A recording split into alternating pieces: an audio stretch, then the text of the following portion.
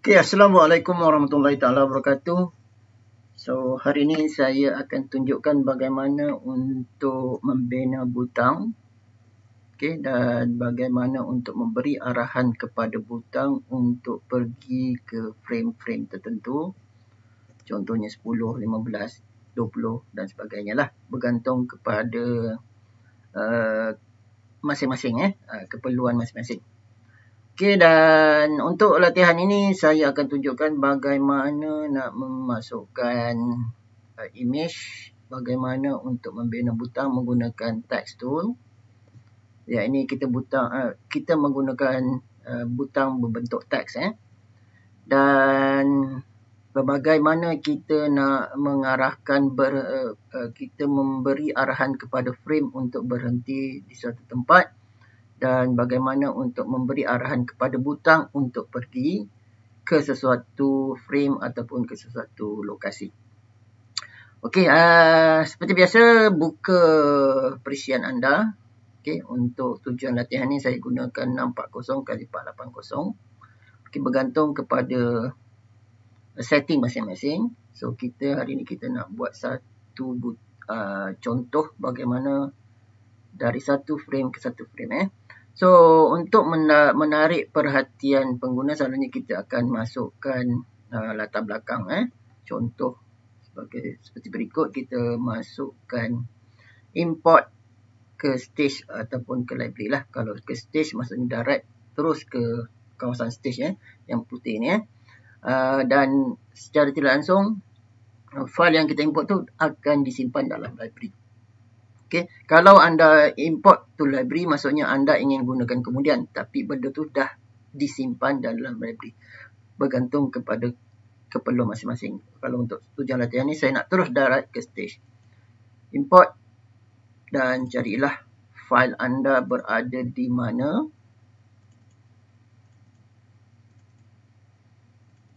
Contoh ni, background saya gunakan yang ni sebagai menu utama. Bahagian depan. Okey. Seperti saya katakan tadi, dia akan simpan di dalam library. Okey, ini kita jadikan dia sebagai background So kita boleh rename layer kita. Layer pertama ni adalah background. Okey, dan anda apa tujuan beberapa icon ni di dalam di layer? First lock ni adalah untuk kita kunci. Maksudnya saya tak boleh gerakkan apa yang saya import. Okey. Dan ini kalau kita layer kita terlalu banyak dan ada masa-masa tertentu kita tak nak nampak layer tersebut. Tapi kita masih nak gunakan layer tu. So tutup saja mata dia. Maksud dia benda tu tak nampak. Tapi bila play atau kita mainkan sebenarnya dia ada. Okey. Dan ini seperti saya katakan jugalah, kalau terlalu banyak layer kita jadikan dia sebagai outline. Kita boleh tengok objek yang berada di layer tersebut sebagai outline. Macam ni tak nampak lah. Okay, kalau perhatikan betul, dia ada line berwarna hijau. Dan setiap layer akan mempunyai warna-warna yang berbeza. Okay, itu apa yang ada di dalam layer. Okay, sekarang kita dah masukkan background. Sekarang kita ingin membuat satu butang. Okay, cara pertama kita nak buat satu butang, pergi pada insert, pilih new symbol dan namakanlah. Nak kekalkan simbol 1, simbol 2 pun tak kisah, janji anda faham. Tapi kalau nak memastikan senang kita nak mencari, kalau banyak sangat dalam kita punya library, kita boleh namakan butang 1, butang 2. Ini bergantung kepada keselesaan masing-masing, cara masing-masing. Contoh saya letak btn butang underscore welcome. Contoh lah. Okay. So pilih jenis butang. Okay, kita ada 3 pilihan, movie clip, butang dan grafik. Kalau kita nak membuat simbol. So ada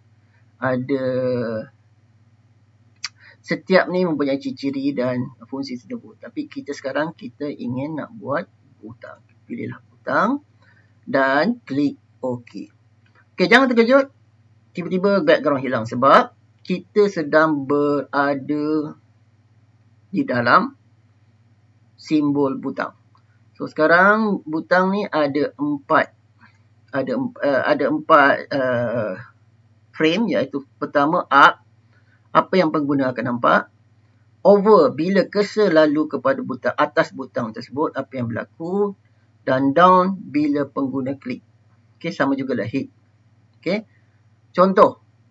So seperti saya kata tadi, kita nak buat butang welcome.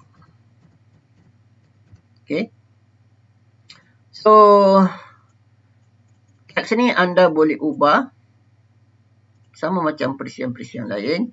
Anda boleh buka pada property dan boleh pilihlah font yang bersesuaian dengan kehendak masing-masing, kehendak tema perisian yang anda nak buat. So contohlah, ini contoh kalau nak yang tebal, jenis tadi lah impact. So bergantung kepada masing-masing. So seperti yang sering digunakan adalah yang jenis sans serif. Okay. So sans serif maksudnya tak ada echo, jenis font yang tak ada echo. Okay. So sekarang saya hendak butang saya, okay, kalau oleh kerana background tadi gelap kan. So saya perlu ubah warna dia lah. So untuk ubah warna, so anda boleh ubah di sini lah. Boleh pilih warna. Okay, contohnya warna coklat. Lebih kurang coklat lah, coklat cair. Okay, sekarang ini pengguna akan nampak bila lalu cursor dia akan berubah berwarna warna lain. Okay, untuk tujuan itu pada frame over, klik kanan insert keyframe. Maksudnya kita copy saja apa yang ada sebelah, tapi frame pertama, frame kedua ni berwarna lain. So pilihlah warna lain. Dia akan berubah berwarna coklat tua, contoh . Dan bila pengguna klik, tekan, dia akan berwarna yang lain. So sama jugalah insert keyframe dan tukarkan berwarna orange contohlah. Okay. So hit pun tak payah ubah apa-apa, just tambah frame saja. Maksudnya ini akan pengguna nampak bila cursor lalu dia berwarna coklat tua dan bila pengguna klik dia berwarna orange. So itu yang kita dah buat untuk frame up, frame over dan frame down. Ada 3 keyframe dan 3 warna berbeza lah. Okay, itu tujuannya kita masukkan keyframe sebab kita nak ubah warna. Kalau nak sama semua warna, so tak perlulah nak buat keyframe yang berbeza-beza. Okay, so kita dah berjaya buat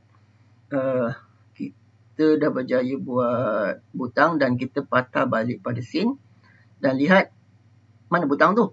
So sebab tadi kita bekerja dalam butang, sekarang kita berada di scene. Kita tak masukkan lagi butang, kita dalam scene.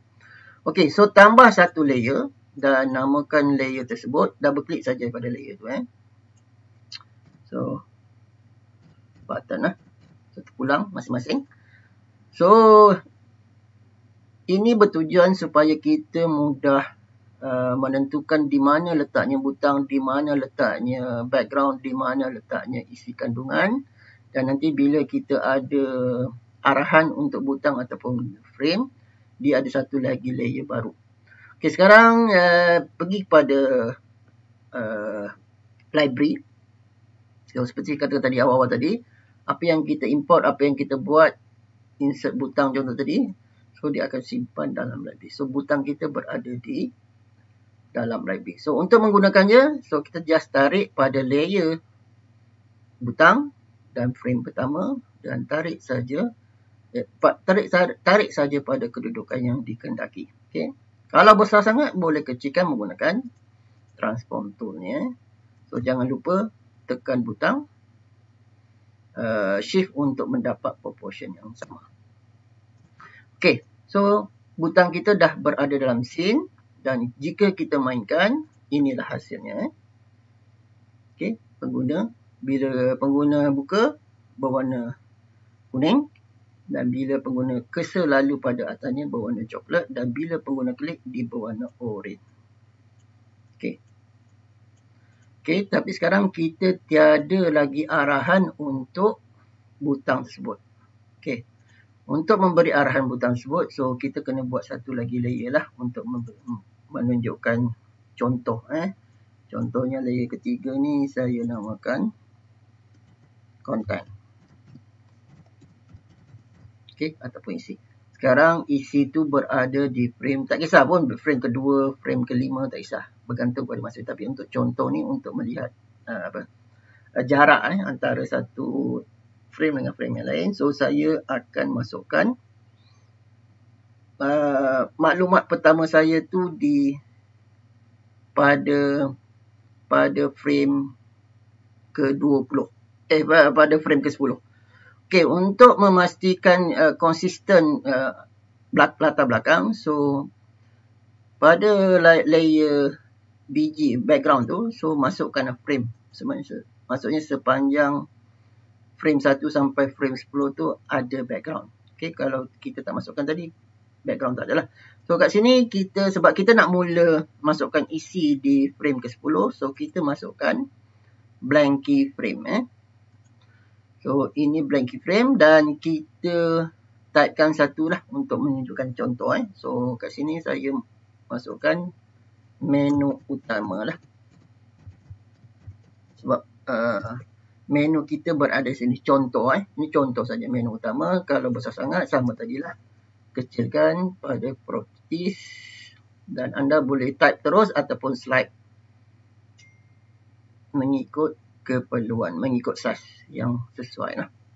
Okey, menu utama di sini. Okey, sama juga kalau anda ingin ubah warna, sebab bila ini berwarna orange sebab last saya gunakan tadi masa buat butang dia berwarna orange. So dia akan ikut step yang lama. Dia akan ikut last warna yang kita gunakan. So untuk mengubahnya, contohnya nak guna warna putih. Okey, klik warna putih lah. Okey. Sekarang jika kita mainkan, okey, sekarang kita dah ada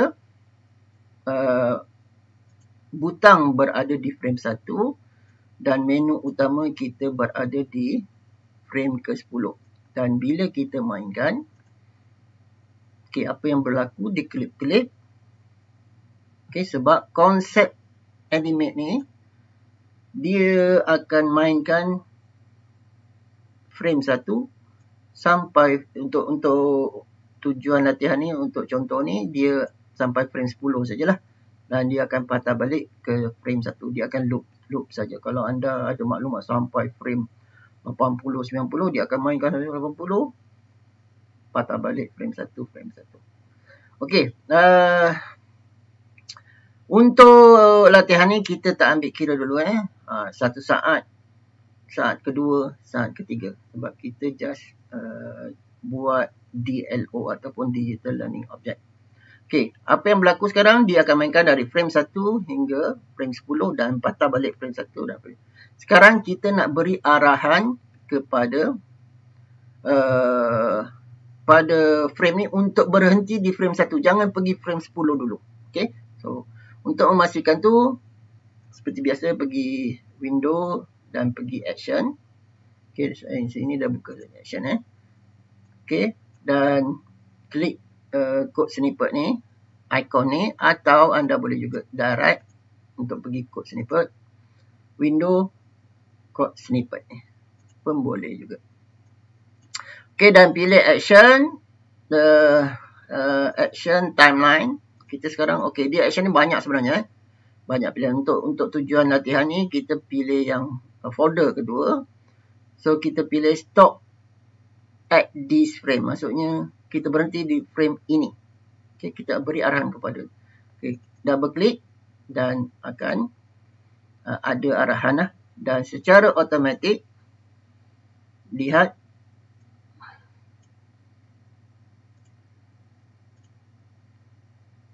secara automatik lihat di atas layer content ni ada satu layer secara automatik bila kita masukkan arahan sama ada pada frame ataupun butang.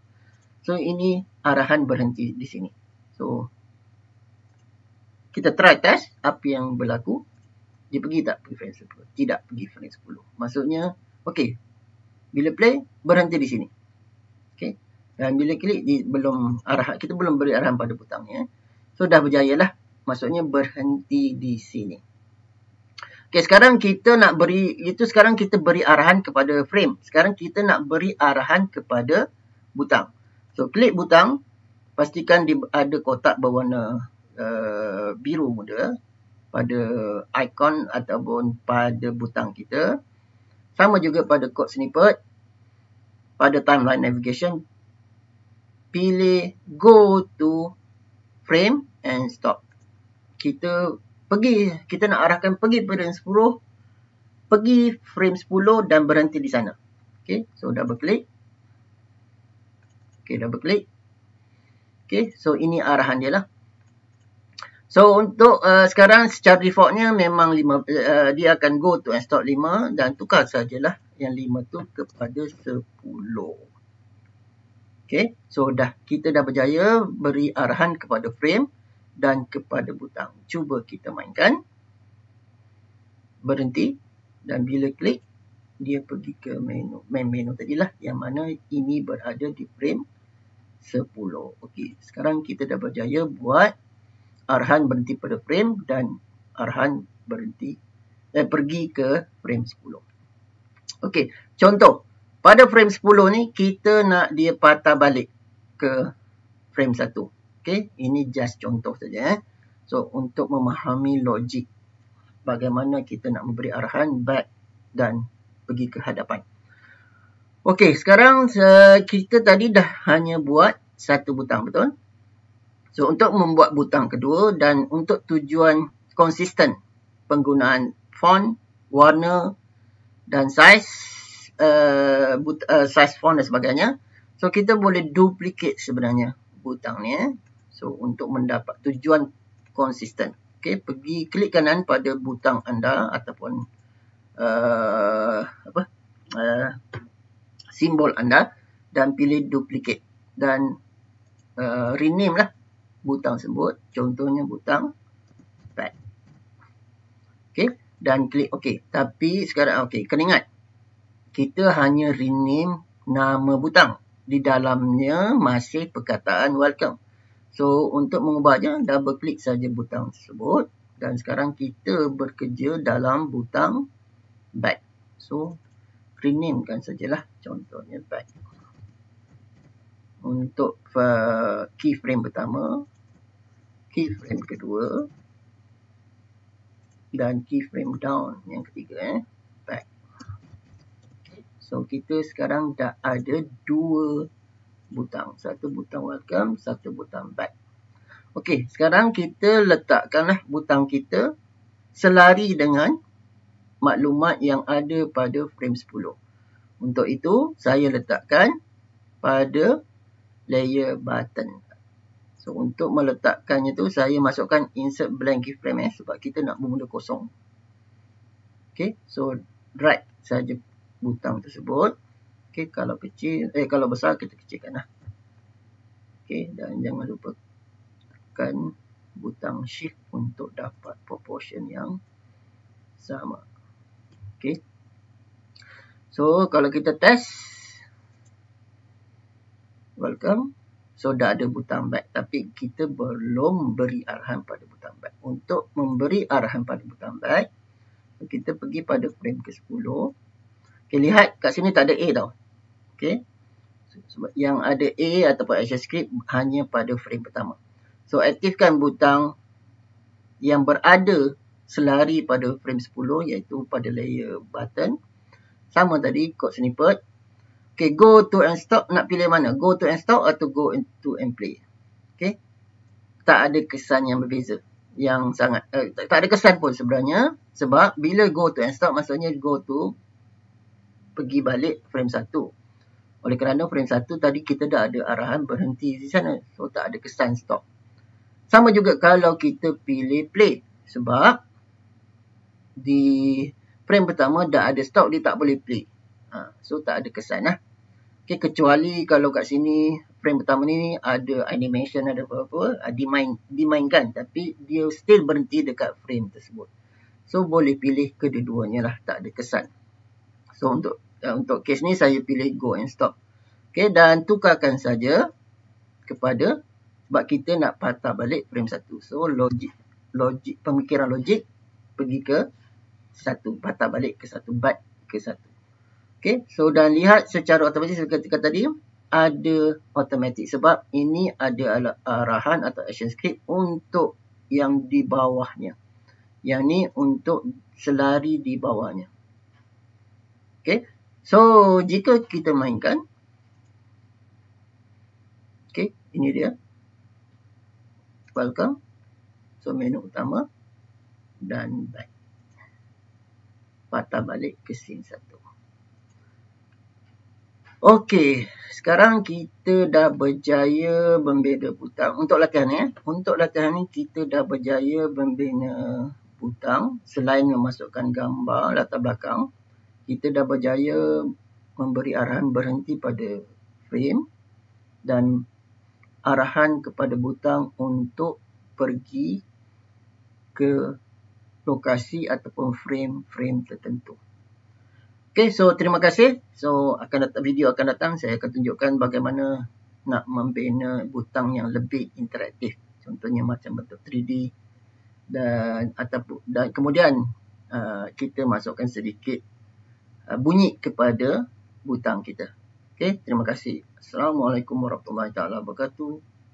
Selamat berjumpa lagi.